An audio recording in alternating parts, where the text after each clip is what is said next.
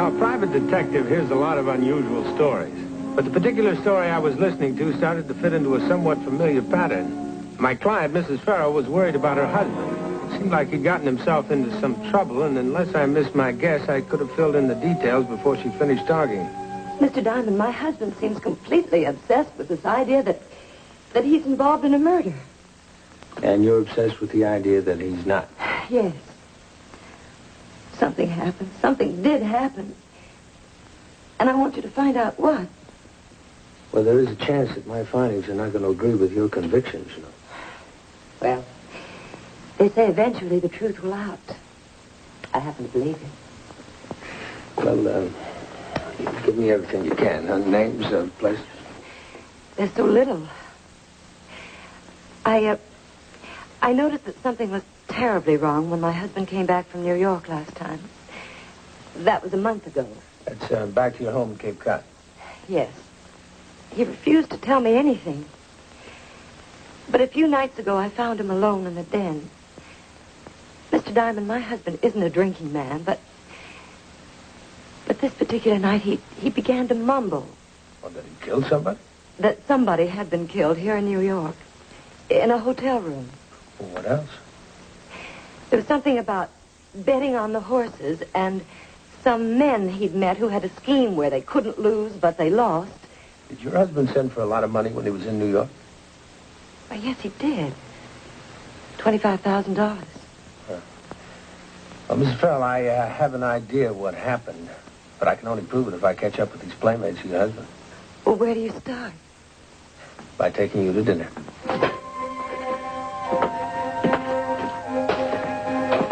And then I'll write a little play in which I will star, and you will finance.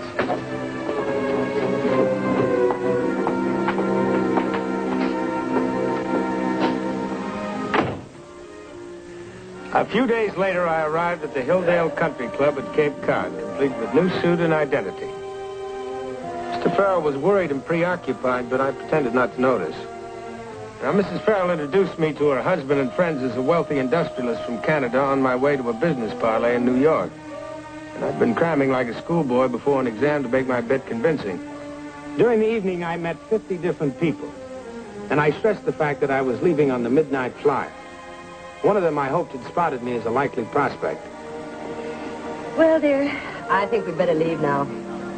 I'll walk to the car. I have a train to catch. Good night. Good night.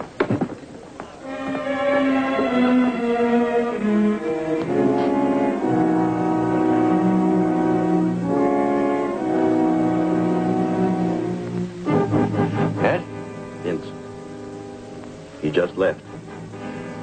On the midnight flyer. Right. I'd play him against the ponies. He'd figure out that stock market game too quick.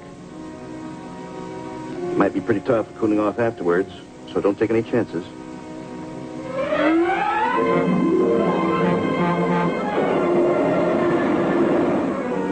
If the play went right, everything I owned would eventually be searched. So I'd been forced to leave my gun behind. Sorry. I must have jigged when the train jogged. Well, that's all right. You gave me a chance to cheat myself. Well, sorry. Say, I don't suppose you'd like to play a few hands of gin. I don't feel like sleeping. Well, sure thing. Come on. Thanks. I know what they say about playing cards with strangers, so if you want to limit it to matchsticks. That's all right. You look like you have an honest face. My name's Hanson. Nickel a point okay, then? Mine's Carter, and a nickel a point's fine. Now, a man who gambles usually has the something-for-nothing instinct, which these boys count on, so I gamble.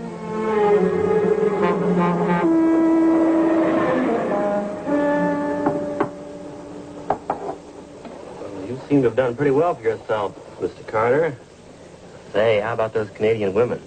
They're beautiful, every one of them. I met one once. Let's see, she was from Peace River in Manitoba. No, that's in Alberta. Well, from someplace.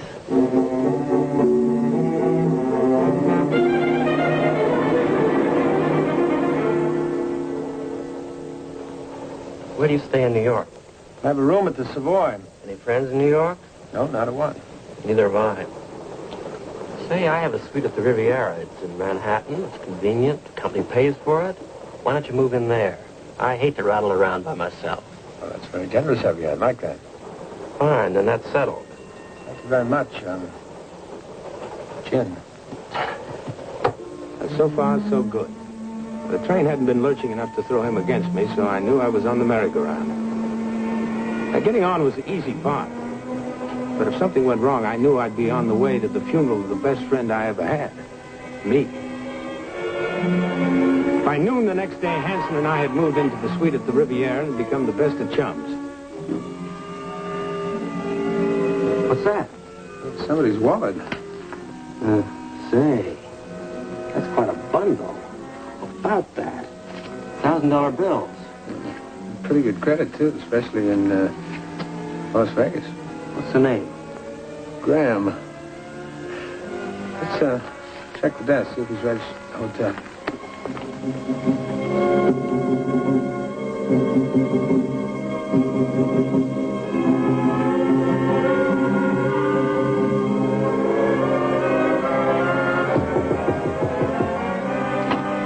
Please go away. I don't want to see any reporters. We're not reporters, sir. And what do you want? I believe you may have lost something. A wallet? Yes. Yes, I did. Come in, please. No offense, sir, but could you identify it? Oh, yes, I can identify it. My name is Graham. Vegas credit cards, newspaper clipping, and a little cash for $5,000. A little cash. Oh, my name's Mr. Carter, Mr. Graham, and this is Mr. Hanson. This is indeed a pleasure. And this is your wallet. Thank you.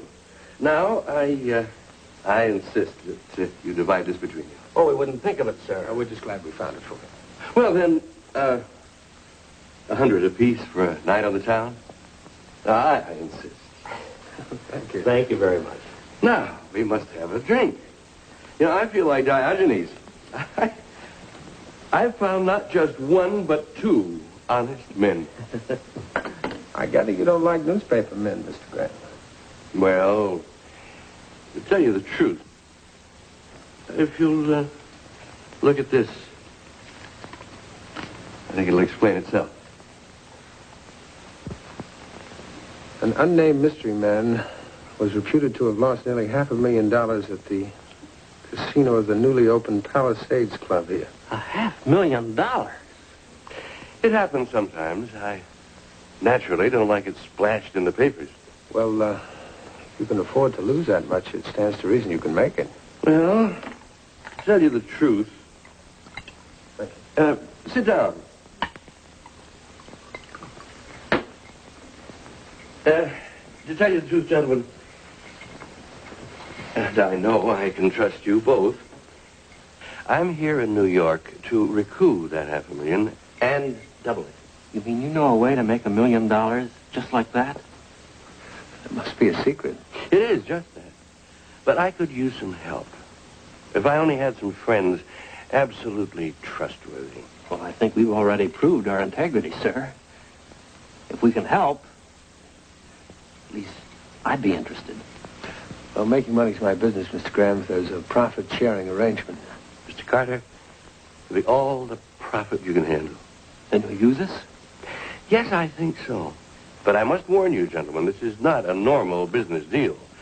I was frank enough to tell you that I'm a professional gambler. Well, now, we're all gamblers when you come right down to it, Mr. Graham. It's certainly true, isn't it? Now, come on, I want to show you something. Now, just look, and I'll explain later. And you can make your decision. They were setting the hook perfectly. It wasn't hard to believe that even a basically honest man like my client's husband would swallow it. Now they were turning on the convincers.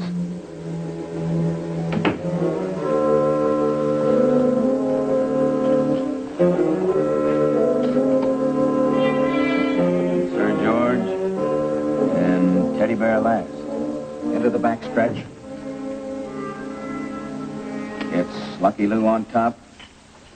Base runner second. Caledon third. Odds on fourth. Then Sir George and Teddy Bear last. At the half, it's still Lucky Lou in front. Caledon, Sir George, Teddy Bear, odds on. Lucky Lou in front, Caledon, and base runner. Base runner neck and neck in second. Then Sir George, Teddy Bear, and odds on. Scoring for home, it's... Okay, kiddies, you can relax. We'll send the pigeon up in half an hour. It's very simple. Another suite in this hotel is really the headquarters of the biggest bookmaking combine in the country. Right here in the hotel? Right here. It's quite an organization.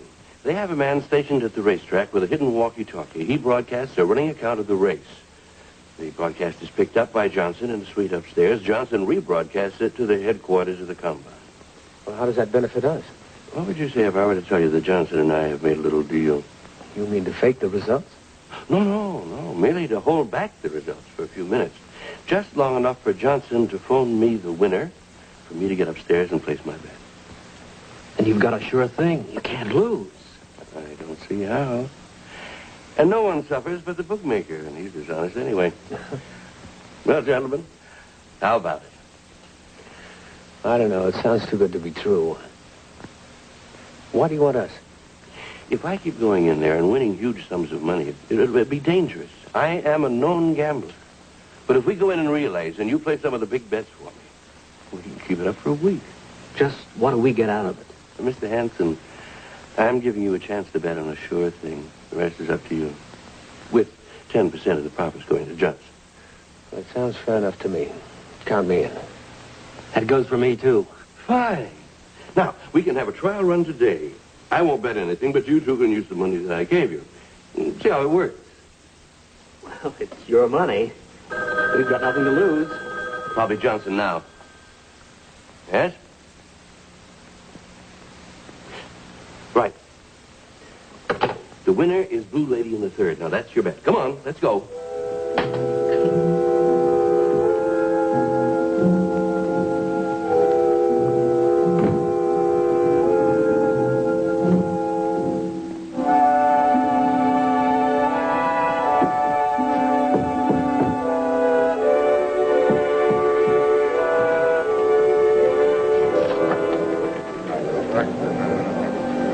It was a real flashy layup.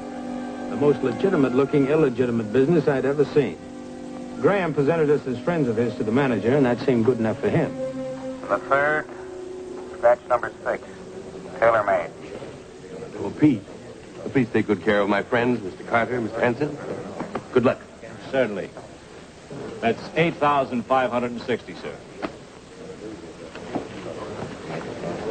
Let's make a bet. Here's mine. They're at the post Bayside. 200 on Blue Lady to win. 200? Yeah. Well, is that all, boys? Well, that's quite a bit of money. Of course. 200 on Blue Lady.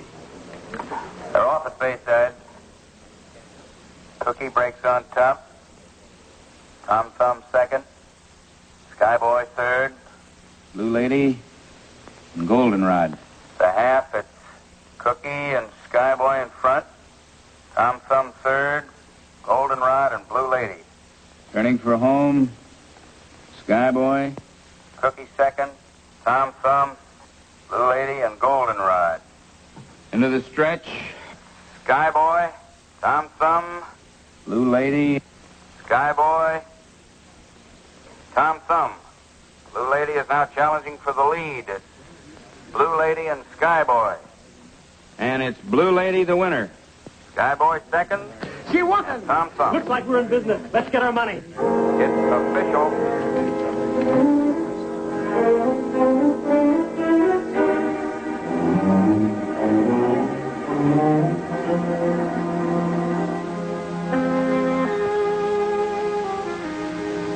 Well, here it is, Mr. Graham, $1,200. How do we split this up? You boys divide it. It's yours. Well, no, we couldn't do that. After all, it was your money. Mr. Carter, a few $100 isn't going to help any of us.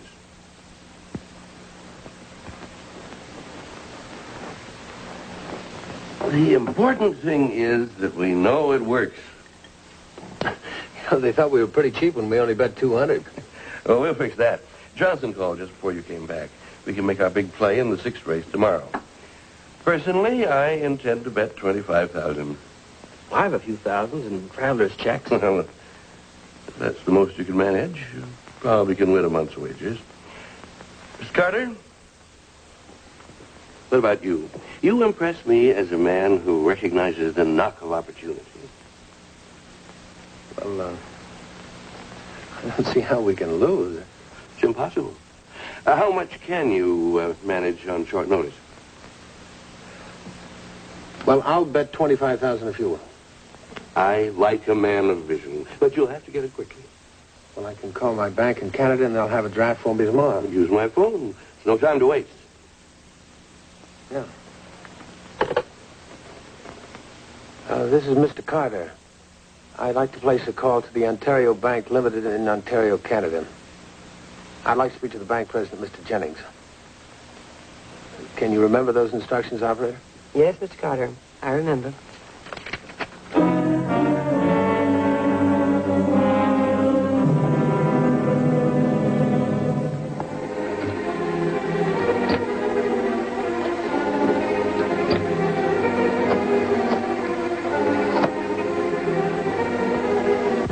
Operator, I'm calling Mrs. Farrell at Cape Cod 2038. Uh-huh. Oh, good. That's all set. The money will be here tomorrow. Here's the luck. Yeah. My luck in having met you both.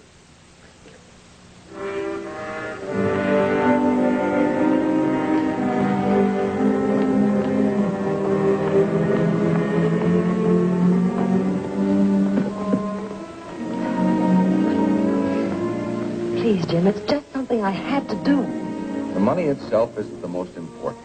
Jim, not here. Look, my bank called me. They tell me you had $25,000 transferred to some New York account. I have a right to know why. You haven't confided in me in over a month now.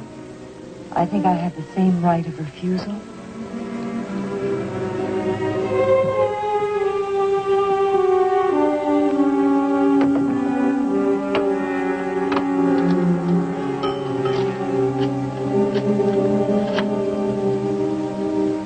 That's all he knew. Mrs. Farrell transferred the money this afternoon. Exactly 25,000. All that lovely money and a 50-50 chance he's a legitimate mark. Well, I say let's play him for it anyway. With a little variation. All right, we'll play him. But I'm too old for a bunco rap. This time, there'll be just one blank in the chamber. The rest are going to be the real thing. I wasn't too worried yet. During the night when Regan slipped out, I called the police telling them to raid the horse room a few minutes after 4 o'clock. That was when the 6th race would be running. I told them to pick up Graham at the same time, but, well, a bunco or fraud rap is one of the hardest to prove. So they had to be caught with their hands right in the cookie jar. Ready for the big day, boys? I could only raise 1,800. Frankly, it's all I've got in the world. How about you, Carter? I'm all set. Good. Now, there's been a slight change. Change? Yes.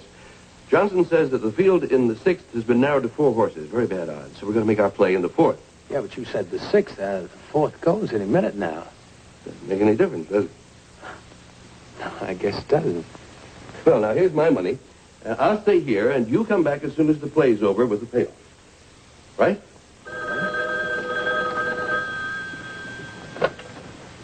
Yes? Got it. Now, here's your play. Place all the money on Big Marcy in the 4th. Place it all on Big Marcy in the 4th, yeah. Now, come on. Hurry. Let's get going.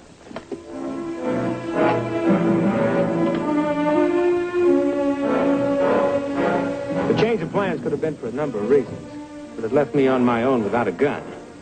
I could have taken a chance and jumped Regan, but I decided not to. Somehow I kept telling myself this time they were going to lose to me. My police protection wouldn't show for another hour. That's the post at Bayside. Come on, hurry up.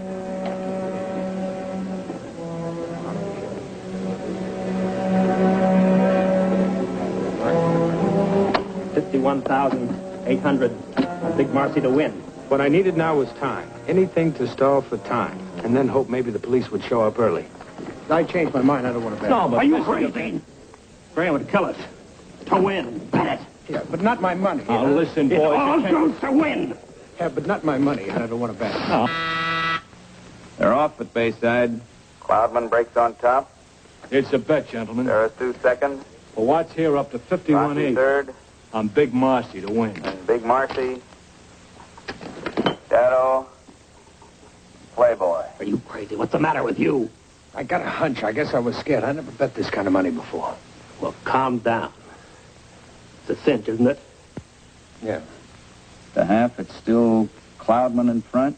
Rocky second. Big Marcy third. Sarah Sue. Shadow. Playboy. Is Big Marcy taking the lead? Cloudman second. Sarah Sue third. And Shadow, Rocky, and Playboy. Turning for a home, it's Big Marcy by a length. Cloudman second.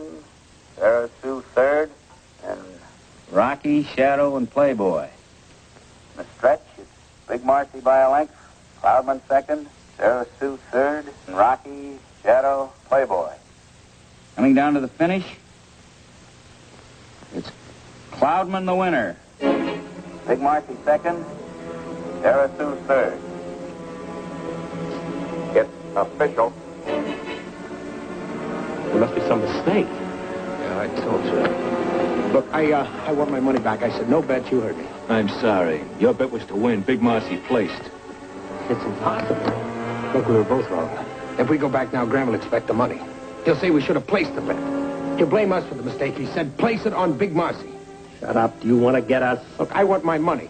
25,000 of that's my money, and I want my money. I'll take it easy. Your hands off of me. I want my money. Don't be a fool. Pull that thing or we're all in trouble. Get him out and let Graham cool him off.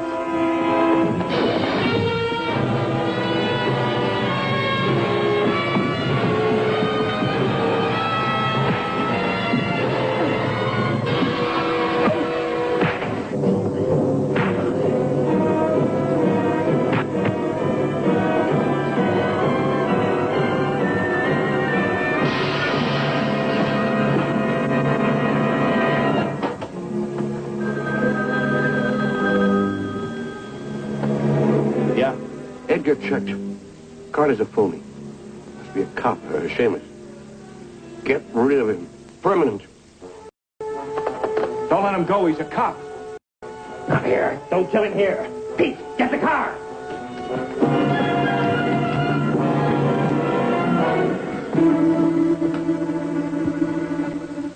I feel like such a fool, such a grief. Well, I don't take all the blame. Informing on it. I didn't happen to our marriage. So, it's nice, wealthy Canadian once in a while.